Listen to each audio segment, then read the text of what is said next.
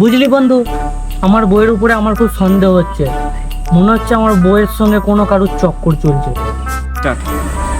কি বলছিস রে? বন্ধু, আমার বইয়ের উপরে নজর রাখিস তো।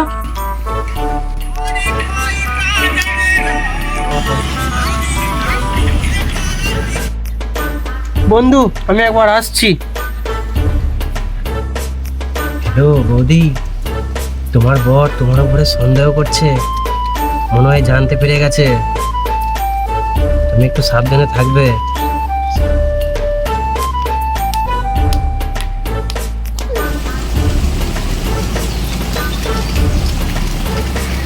স্টার্ট।